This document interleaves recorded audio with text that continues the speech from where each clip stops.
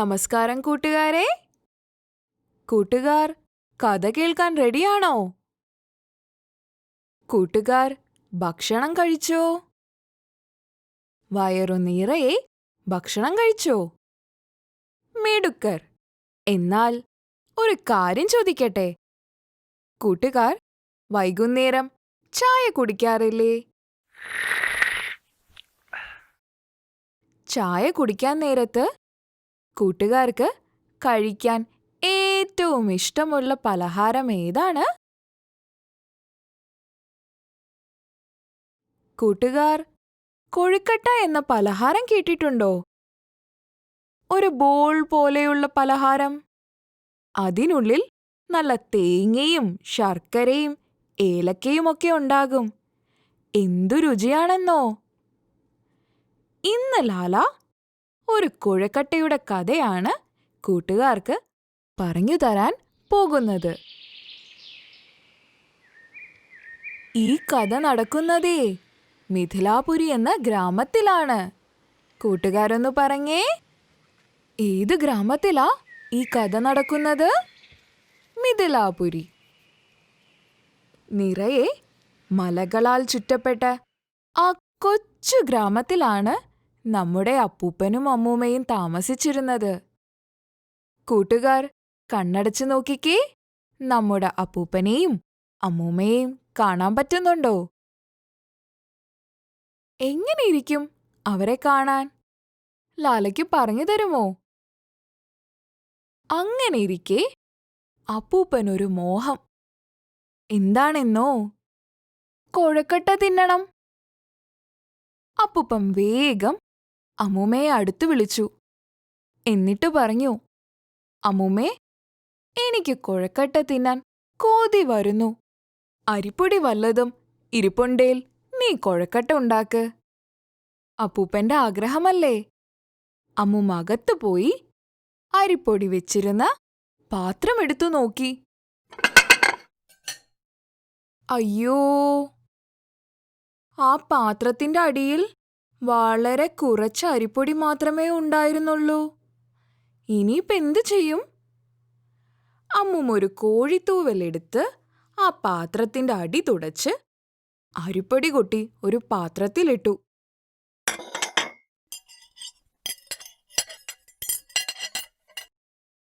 എന്നിട്ട് ലേശം വെള്ളമൊഴിച്ച് അരിപ്പൊടി കുഴയ്ക്കാൻ തുടങ്ങി. അങ്ങനെ അവർ കൊഴക്കട്ട ഉണ്ടാക്കാൻ തുടങ്ങി. അപ്പൂപ്പൻ തോർത്തുകൊണ്ട് തലയിലൊരു കെട്ടൊക്കെ കെട്ടി തേങ്ങ പൊതിച്ചു.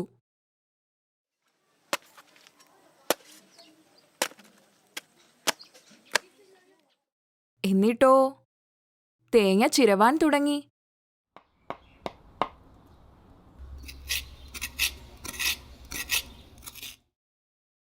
അമ്മൂമ്മ ശർക്കരയും ഏലക്കയും പൊടിച്ചു. എന്നിട്ട് അവരതൊക്കെ ചേർത്ത് അസലൊരു കൊഴക്കട്ടയുണ്ടാക്കി. നല്ല ആവി പറക്കുന്ന കിടിലൻ കൊഴക്കട്ട.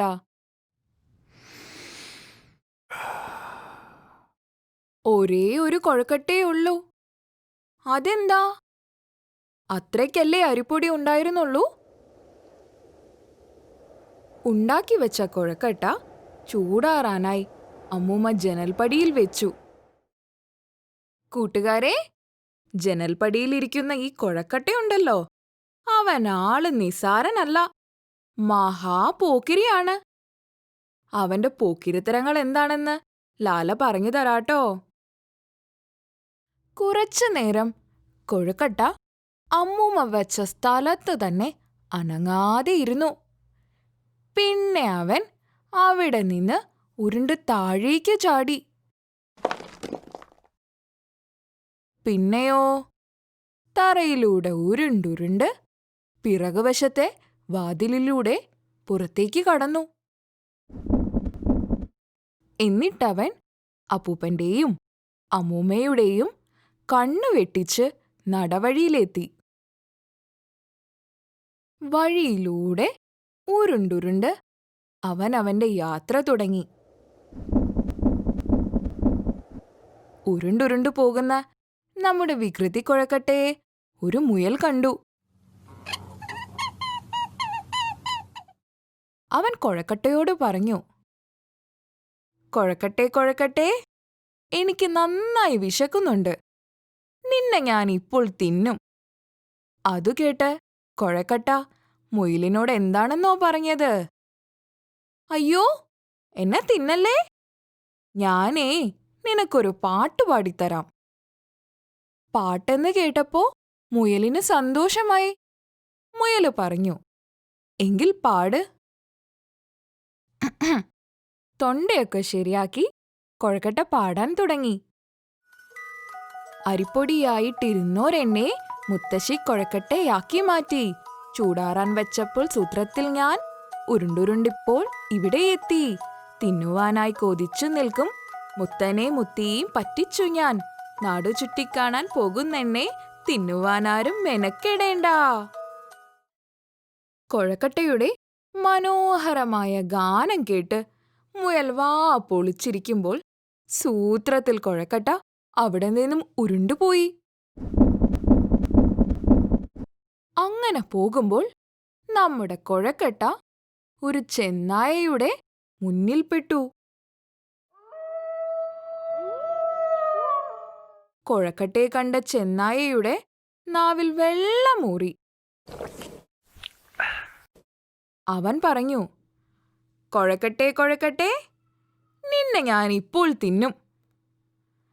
ഇത് കേട്ട കൊഴക്കട്ട പറഞ്ഞു, അയ്യോ, എന്നെ തിന്നല്ലേ, ഞാനേ ചെന്നായ ചേട്ടനൊരു പാട്ട് പാടിത്തരാം. പാട്ടോ? എങ്കിൽ കേൾക്കട്ടെ എന്ന് ചെന്നായയും പറഞ്ഞു. കൊഴക്കട്ട വേഗം തൊണ്ടയൊക്കെ ശരിയാക്കി പാടാൻ തുടങ്ങി. അരിപ്പൊടിയായിട്ടിരുന്നോരെണ്ണെ മുത്തശ്ശി കൊഴക്കട്ടയാക്കി മാറ്റി. ചൂടാറാൻ വെച്ചപ്പോൾ സൂത്രത്തിൽ ഞാൻ ഉരുണ്ടുരുണ്ടിപ്പോൾ ഇവിടെ എത്തി. തിന്നുവാനായി കൊതിച്ചു നിൽക്കും മുത്തനെ മുത്തിയും പറ്റിച്ചു ഞാൻ. കൗശലക്കാരൻ മുയലിനെയും പറ്റിച്ചിട്ടോടി വരുന്നു ഞാനും. നാടു ചുറ്റിക്കാണാൻ പോകുന്നെന്നെ തിന്നുവാനാരും മെനക്കെടേണ്ട. ഹായ്. കൊഴക്കട്ടയുടെ പാട്ടിൽ ലയിച്ചിരുന്ന ചെന്നായയും പറ്റിച്ച് അവൻ അങ്ങനെ ഉരുണ്ടുപോയി. ഉരുണ്ടുരുണ്ട് പിന്നീട് അവൻ ചെന്നുപെട്ടത് ഒരു കരടിയുടെ മുന്നിലാണ്. കൊഴക്കട്ടയെ കണ്ട സന്തോഷത്തിൽ കരടി വിളിച്ചു പറഞ്ഞു, കൊഴക്കട്ടെ കൊഴക്കട്ടെ, ഒന്ന് നിന്നേ, നിന്നെ ഞാനേ ഇപ്പോൾ തിന്നും. അയ്യോ, എന്നെ തിന്നല്ലേ, ഞാൻ കരടിച്ചേട്ടനൊരു പാട്ട് പാടിത്തരട്ടെ. പാട്ടെന്ന് കേട്ടപ്പോ കരടിക്ക് സന്തോഷമായി.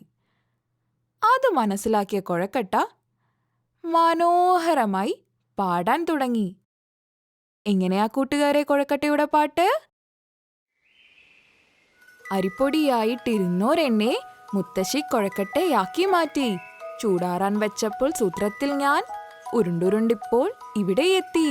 തിന്നുവാനായി കൊതിച്ചു നിൽക്കും മുത്തനെ മുത്തിയും പറ്റിച്ചു ഞാൻ. കൗശലക്കാരൻ മുയലിനെയും ചെന്നായയും പറ്റിച്ചിവിടെ എത്തി. നാടു ചുറ്റിക്കാണാൻ പോകുന്നെന്നെ തിന്നുവാനാരും മെനക്കെടേണ്ട. കൂട്ടുകാരൊന്ന് നോക്കിക്കേ, കൊഴക്കട്ടയുടെ പാട്ടിൽ ലയിച്ചിരിക്കുന്ന കരടിക്കുട്ടനെ കണ്ടോ? ആ തക്കത്തിന് കൊഴക്കട്ട അവിടെ നിന്ന് താടി തപ്പി. ഉരുണ്ടുരുണ്ട് അവൻ തന്റെ യാത്ര തുടർന്നു. ഉരുണ്ടുരുണ്ടു പോകുന്ന കൊഴക്കട്ടയെ ഇത്തവണ കണ്ടതാരാണെന്നറിയോ? ഒരു കുറുക്കൻ.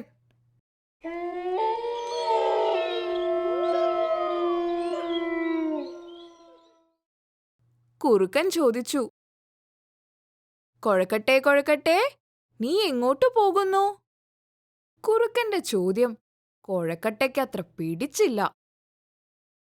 അവൻ സ്വൽപ്പം അഹങ്കാരത്തോടെ കുറുക്കനോട് പറഞ്ഞു, നിനക്ക് കണ്ണു കാണാൻ പാടില്ലേ? ഞാൻ ഈ വഴി പോകുകയാണെന്ന് നിനക്ക് കണ്ടാൽ അറിയില്ലേ? ഇത് കേട്ട് കുറുക്കന് ലേശം നീരസം വന്നു. പക്ഷേ കൊഴുക്കട്ടയോട് തോന്നിയ നീരസഭാവം പ്രകടിപ്പിക്കാതെ കുറുക്കൻ വീണ്ടും തിരക്കി. കൊഴക്കട്ടെ കൊഴക്കട്ടെ, നീ എനിക്കൊരു പാട്ടുപാടി തരുമോ? ഷെടാ, ബാക്കിയുള്ള എല്ലാ മൃഗങ്ങൾക്കും തന്നെ തിന്നുകയാണ് വേണ്ടത്. എന്നാൽ കുറുക്കനാകട്ടെ തന്റെ പാട്ടു മാത്രം കേട്ടാൽ മതി. ഏതായാലും കുറുക്കച്ചാരുടെ ആഗ്രഹമല്ലേ, പാടുക തന്നെ. കൊഴക്കട്ട ശബ്ദമൊക്കെ റെഡിയാക്കി പാടാൻ തുടങ്ങി. ഏതാ കൂട്ടുകാരെ ആ പാട്ട്?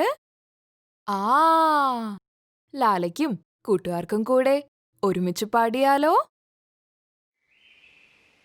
അരിപ്പൊടിയായിട്ടിരുന്നോരെന്നെ മുത്തശ്ശി കൊഴക്കട്ടയാക്കി മാറ്റി. ചൂടാറാൻ വെച്ചപ്പോൾ സൂത്രത്തിൽ ഞാൻ ഉരുണ്ടുരുണ്ടിപ്പോൾ ഇവിടെ എത്തി. തിന്നുവാനായി കൊതിച്ചു നിൽക്കും മുത്തനെ മുത്തിയും പറ്റിച്ചു ഞാൻ. കൗശലക്കാരൻ മുയലിനെയും ചെന്നായെയും കരടിയെയും പറ്റിച്ചിപ്പോൾ നാടു ചുറ്റിക്കാണാൻ പോകുന്നെന്നെ തിന്നുവാൻ. നിർത്ത് നിർത്ത്. കൊഴക്കട്ടയുടെ പാട്ട് ഇടയ്ക്ക് നിർത്തിച്ചുകൊണ്ട് കുറുക്കൻ സ്നേഹത്തോടെ പറഞ്ഞു. കൊഴക്കട്ടെ കൊഴക്കട്ടെ, നിന്റെ പാട്ട് അസലായിരിക്കുന്നു. പക്ഷെ എന്തു ചെയ്യാനാ, എന്റെ ചെവി പതുക്കെ ആയതുകൊണ്ട് എനിക്ക് നീ പാടിയതൊന്നും വ്യക്തമായി കേൾക്കുവാൻ കഴിഞ്ഞില്ല. അതിനാൽ നീ എന്റെ മൂക്കിന്മേൽ കയറിയിരുന്നൊന്ന് പാടാമോ? എനിക്കപ്പോൾ നിന്റെ പാട്ട് നന്നായി കേൾക്കാലോ. ഇതു കേൾക്കണ്ട താമസം കൊഴക്കട്ട കുറുക്കന്റെ മൂക്കിന്മേലേക്ക് ചാടിക്കയറി.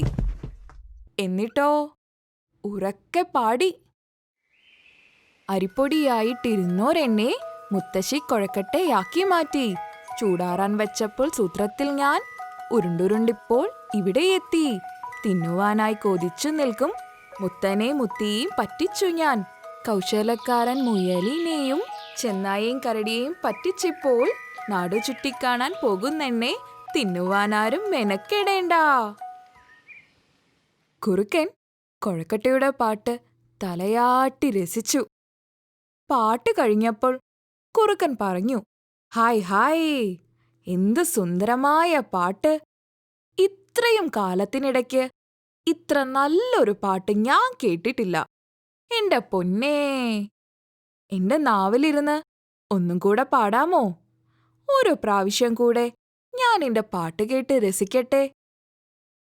കൊഴക്കട്ടയ്ക്ക് സന്തോഷവും ഉത്സാഹവും വർദ്ധിച്ചു. ഒട്ടും താമസിച്ചില്ല. അവൻ കുറുക്കന്റെ നാവിന്മേലേക്ക് ഒറ്റച്ചാട്ടം.